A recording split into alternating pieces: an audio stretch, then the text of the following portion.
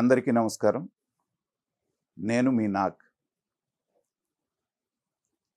నిన్న రేవంత్ రెడ్డి గారు meet the press కార్యక్రమంలో ప్రెస్‌ని అడ్రెస్ చేయటం మనం చూసాం.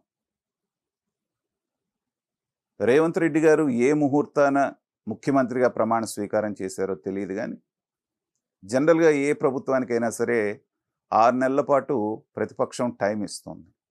ఎందుకంటే కొత్తగా వచ్చినటువంటి గవర్నమెంటు కాలు చేయి కూడదీసుకోవడానికి, పాలన మీద గ్రిప్ తెచ్చుకోవడానికి ఒక 6 నెలల పాటు అధికార పక్షానికి సమయం ఇవ్వటం అనేటువంటిది ప్రజాస్వామ్యంలో జరిగేటువంటి ఒక ప్రక్రియ, ఒక సాంప్రదాయం. కానీ వాళ్ళు ఇచ్చినటువంటి ప్రామిసెస్ మీద కానివ్వండి, లేకపోతే వాళ్ళు ఇచ్చిన 6 గ్యారంటీలు ఏవైతే ఉన్నాయో వాటిని మేము ప్రమాణ స్వీకారం చేయగానే అమలు చేస్తామని చెప్పినటువంటి మాట వలన కానివ్వండి, గెలిచినటువంటి 10 రోజుల నుంచే వాళ్ళ మీద ఒత్తిడి పెరగటం ప్రారంభమైంది. ఇచ్చేటువంటి రైతు భరోసాను మీరు ఇవ్వకుండా ఆపారు, మళ్ళీ ఇప్పుడు ఇవ్వాల్సింది, ఇలా రకరకాలైనటువంటి విమర్శలు. వీటితో పాటుగా ఈ గవర్నమెంట్ అనేటువంటిది ఎక్కువ రోజులు ఉండదు, 3 నెలల్లో పడిపోతుందని ఒకళ్ళు, 6 నెలల్లో పడిపోతుందని ఒకళ్ళు, పడగొడతాం మేమే అని రకరకాలైనటువంటి వ్యాఖ్యానాలు ఇటు బీఆర్ఎస్ వైపు నుంచి అటు బీజేపీ నుంచి కూడా రావటం జరిగింది.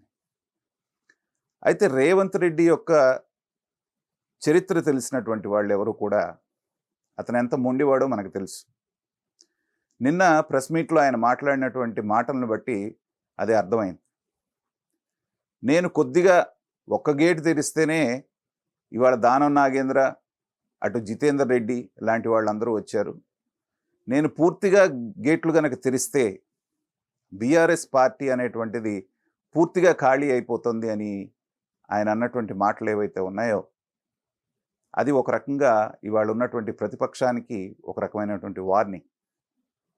ఇప్పటికే మనకు తెలుసు బీఆర్ఎస్ ఎమ్మెల్యేలు ఎంతమంది వెళ్ళి రేవంత్ రెడ్డి గారిని కలిశారు, ఆయనతో టచ్లో ఉన్నారు. అది తెలిసి కూడా పదే పదే మేము పడగొడతాం, ఈ ప్రభుత్వం పడిపోతుంది అనేటువంటి మాటలు బీఆర్ఎస్ వాళ్ళు మాట్లాడటం అంటే వాళ్ళు ఒక రకంగా సెల్ఫ్ గోల్ వేసుకున్నట్టుగానే మనం అనుకోవచ్చు. మరి ఈ విషయం కేసీఆర్ దృష్టిలో ఉండి ఆయన వీళ్ళు అంటున్నారా, లేకపోతే ఆవేశంలో అంటున్నారా అనేటువంటిది అర్థం కావటం లేదు.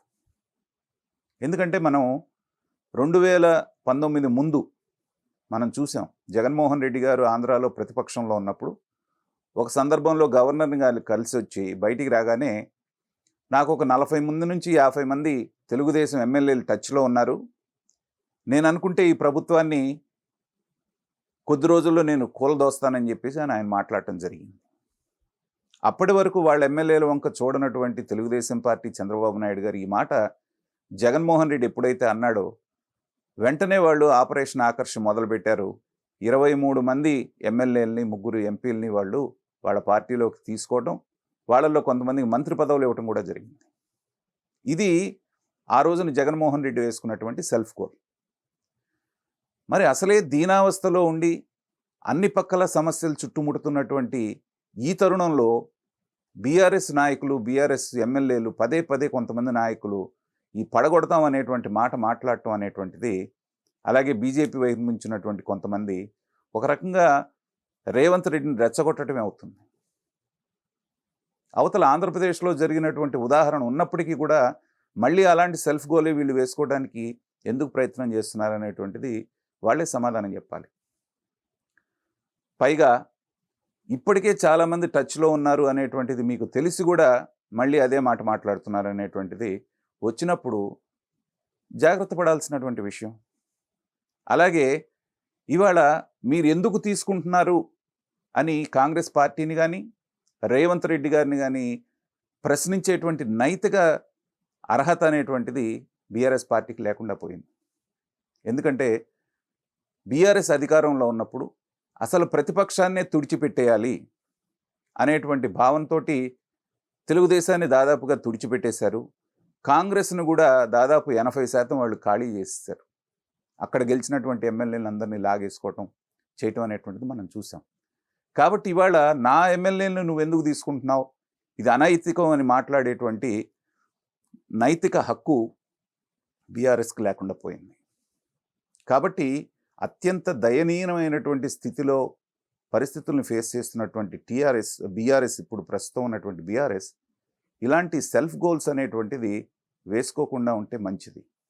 అలాగే ఈ ఎంటైర్ జరుగుతున్నటువంటి పరిణామాలను బట్టి చూస్తే ఏంటంటే, అధికారంలో ఉన్నాం మనం.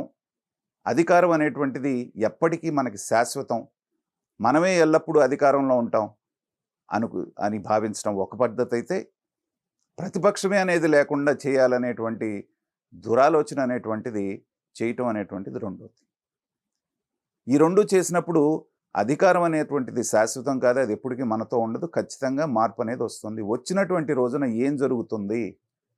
లా ఆఫ్ కర్మ ప్రకారంగా నువ్వు ఏది చేస్తే అదే నీకు వస్తుంది అనేటువంటిది ఇవాళ బీఆర్ఎస్ విషయంలో ప్రూవ్ అవుతోంది.